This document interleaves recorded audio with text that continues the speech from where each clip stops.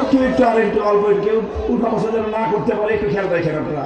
আমার আলোচনার শেষ দিকে আল্লাহর কোরআন বলেছে 3 নম্বর এবং 4 নম্বর নির্দেশনা, আমারু বিল মারুফ ওয়া নাহু আনিল মুনকার। রাষ্ট্রের দায়িত্ব হলো সৎ কাজের আদেশ জারি করা, অন্যায় এবং অসৎ কাজের বিরুদ্ধে নিষেধাজ্ঞা জারি করা। এটা হলো 3 নম্বর আর 4 নম্বর দায়িত্ব। নামাজ কায়েম করার সুবিধা কি? আমি আখিরাত দিয়ে বুঝাই নাই, দুনিয়া দিয়ে বুঝাইলাম। যাকাত বাস্তবায়ন করার সুবিধা কি? আখিরাত দিয়ে বুঝাইছি না দুনিয়া দিয়ে বুঝাইছি? ঠিক তদ্রুপ আমর বিল মারুফ এবং নাহি আনিল মুনকারের ফায়দা কি? আখিরাত দিয়ে বোঝাবো না, দুনিয়া দিয়েই বোঝাই। তবে তার আগে তোমাদেরকে আল্লাহ নবীর যে হাদিসটা আমি পাঠ করে শুনিয়েছি, সেই হাদিসটা অর্থ শুধু একটু বলবো। রাসূল আকরাম সাল্লাল্লাহু আলাইহি ওয়াসাল্লাম ইরশাদ করেছেন, রাজনৈতিক নেতৃত্বের ব্যাপারে আল্লাহর নবীর একটা দৃষ্টিভঙ্গি নবীজি এখানে পেশ করেছেন এই হাদিসে। নবীজি বলেন, আমার পূর্বে হাজার হাজার বছর পর্যন্ত আল্লাহর পক্ষ থেকে এই পৃথিবীতে ব্যবস্থাটা এমন ছিল, যিনি নবী হতেন তিনি দেশের নেতা হতেন। কি বললাম? যিনি নবী হতেন তিনি দেশের নেতা হতেন। ইন্না বানি ইসরাইল কানাত তাসুসুহুমুল আম্বিয়া। তাসুসুহুম মাদ্রাসার ছাত্ররা বুঝবা শব্দটা সিয়াসাতুন শব্দ থেকেই সাসায়াসুসু সিয়াসাতুন, সেখান থেকেই ওয়াহিদ মুআন্নাসের সিগা। ইন্না বানি ইসরাইল কানাত তাসুসুহুমুল আম্বিয়া। হাজার হাজার বছর পর্যন্ত রাজনৈতিক নেতৃত্ব কারা দিতেন? যারা নবী হতেন তারাই নেতা হতেন। কুল্লামা হালাকা নবিয়্যুন খালাফাহু আখার। আল্লাহর নবী বলেন, এক নবী দুনিয়া থেকে বিদায় নেওয়ার সাথে সাথেই আল্লাহ পাক রব্বুল আলামিন আরেকজনকে নবী বানায় দিতেন। সুতরাং তাদের মধ্যে যেমন কোনোভাবেই নবুয়তের শূন্যতা সৃষ্টি হতো না, নেতৃত্বের শূন্যতাও সৃষ্টি হতো না।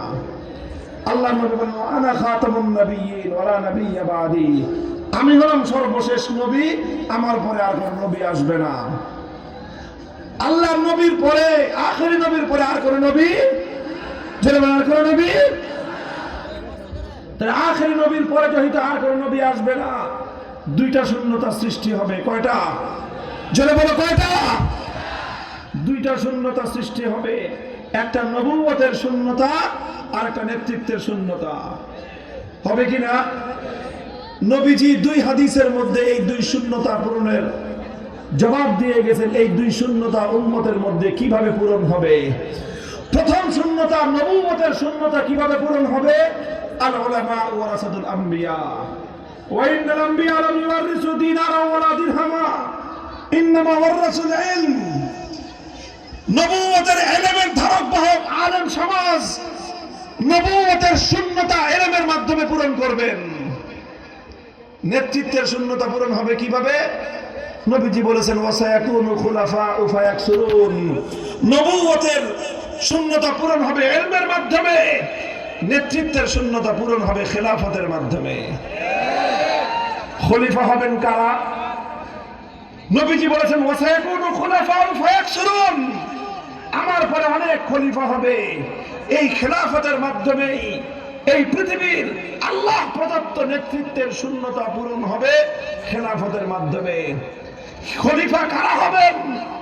আমরা খোলাফায়ে রাশিদিন সর্বশ্রেষ্ঠ মডেল থেকে তার মানদণ্ড পাই। আল্লাহর নবীর পরে এই উম্মতের মধ্যে সবচেয়ে বড় আলেম ছিলেন আবু বকর সিদ্দিক রাদিয়াল্লাহু আনহু। কারো দ্বিমত আছে? আছে কারো দ্বিমত? 1400 বছর পর্যন্ত কোন উম্মতের কোন আলেম, কোন ব্যক্তি দ্বিমত করতে পেরেছেন এই ব্যাপারে? আল্লাহর নবীর পরে সবচেয়ে বড় আলেম কে? বলেন কে? হযরত আবু বকর সিদ্দিকের পরে উম্মতের সবচেয়ে বড় আলেম কে? হযরত ওমর ফারুক। হযরত ওমর ফারুকের পরে এই উম্মতের সবচেয়ে বড় আলেম কে? ওসমান গনি রাদিয়াল্লাহু আনহু। হযরত ওসমানের পরে উম্মতের সবচেয়ে বড় আলেম কে? হযরত আলী রাদিয়াল্লাহু আনহু। দ্বিমত আছে কারো? তাহলে আল্লাহর নবী নবীও ছিলেন, নেতাও ছিলেন। রাষ্ট্রের প্রধান কে ছিলেন? আল্লাহর নবী। কাজেই তিনি ছিলেন নেতৃত্বের অধিকারী। তিনি যেমন নবুয়তের অধিকারী, তিনি নেতৃত্বের অধিকারী। নবীজি বিদায় নিলেন। এবার নেতৃত্বের অধিকারী কে হলেন? নবীর পরে সবচেয়ে বড় আলেম যিনি, তিনি হলেন মুসলমানদের রাজনৈতিক নেতা আবু বকর সিদ্দিক, তিনি হলেন খলিফা। আবু বকর ইন্তেকাল করলেন। উম্মতের রাজনৈতিক নেতা হলেন কে? উম্মতের সবচেয়ে বড় আলেম ওমর ফারুক, তিনি হলেন রাজনৈতিক নেতা। হযরত ওমরের শাহাদাতের পরে উম্মতের সবচেয়ে বড় আলেম ওসমান গনি, তিনি হলেন উম্মতের রাজনৈতিক নেতা।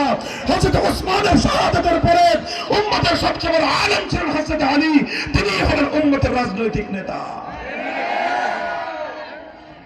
খুলাফায়ে রাশিদিনের খেলাফতের রাশেদের এই মানদণ্ডের মাধ্যমে আল্লাহর রাসূল উম্মতের কাছে নেতৃত্বের মানদণ্ড রেখে গেছেন।